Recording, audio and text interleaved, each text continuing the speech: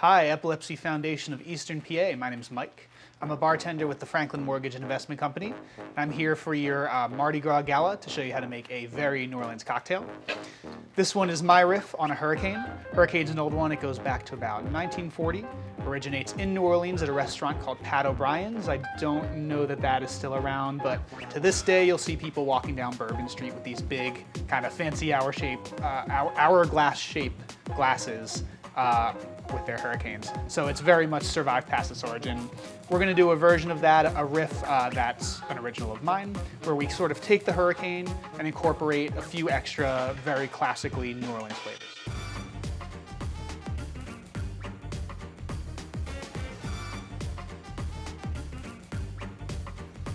So the first thing that we're gonna start with is Pesho's bitters. You'll see this in all kinds of classic New Orleans cocktails, most notably the Sazerac, where this is sort of one of the prime flavor notes that you'll get in it. I am dashing out of a little Japanese dasher bottle. The purpose of these is they look cool, for one thing, but they also dash very small, very accurate dashes. If you don't have one of these, you'll just do about 1 or 2 dashes for every one of my 2 to 3 dashes. So I'm gonna do 6 dashes here. So if you're just using the commercial bottle, that'll probably wind up being 2 to 3 dashes, something like that.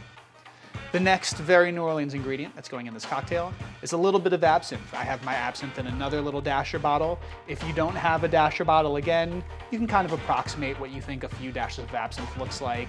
A little more is okay, a little less is okay, so I wouldn't sweat the proportions too much, but I'm gonna do about 6 dashes of that as well. So this is some freshly squeezed lemon juice.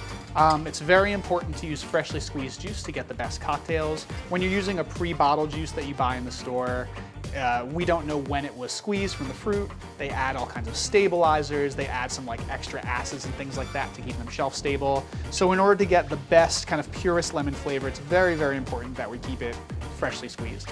So that's 3/4 of an ounce of lemon juice.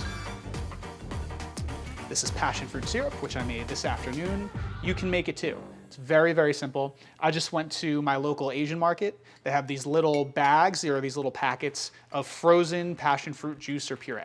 So all you do is you put that in a pan. You'll usually thaw it until it's a liquid in the pan, and combine it with equal parts sugar. You want to do equal parts by weight if you can. It's just more accurate that way. And once the sugar dissolves, you have your passion fruit syrup. So I'm using 3/4 of an ounce of that, and passion fruit is one of those sort of prime mainstay flavor components of a classic hurricane.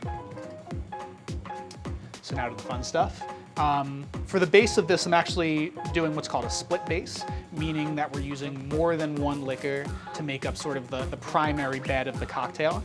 In this case, I'm gonna start with a little bit of cognac.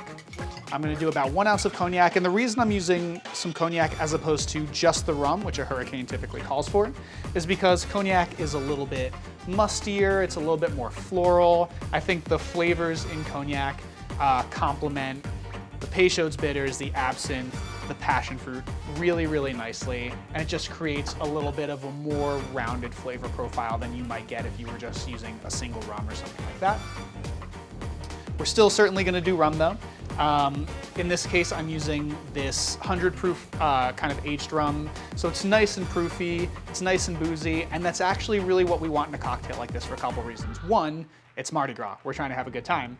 The other reason is that the extra proof actually makes it so that the flavor sort of makes itself known over the passion fruit and the lemon and the absinthe, which are otherwise very, very strong flavors. So we kind of use something a little bit proofy just to make sure that you can taste plenty of that rum still. So we have 1 ounce of that too. Finally, we're just gonna assemble. So this technique I'm about to use is what's called a whip shake. And what that means is we're taking a little bit of crushed ice. We get our crushed ice from a machine. If you don't have a crushed ice machine, you can just take some bigger cubes from your freezer. You can crush them up in a little plastic bag with like a mallet or the back of a frying pan or anything. As long as you get little pebbles of ice, you're all good to go.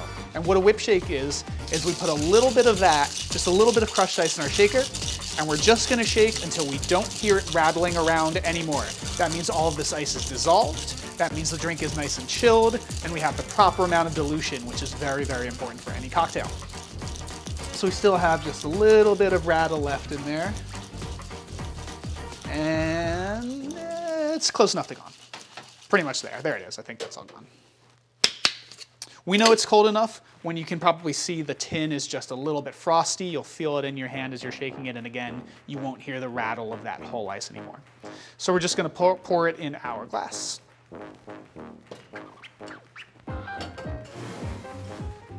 We're gonna top it with some more of that crushed ice I was talking about. And we wanna make sure that we really pack that ice in there. You don't want a bunch of loose little pieces of ice floating around, because what will happen, since they're such small pieces, is they will dissolve very quickly and they will water down your drink. And again, it's Mardi Gras. We're trying to have a good time. We don't want a watered down cocktail. And finally, just garnish. We're gonna make it look pretty, because we drink with our eyes first. A couple of straws so we can get through all that ice. We have a nice sprig of mint. You want to give it a little slap, just to kind of release some of those mint oils and make it smell nice and minty when you put your nose up to the cocktail. And finally, just a lemon wheel to make it pretty. And that's it, guys. That is the Night Tripper, a hurricane riff. Thank you so much for watching.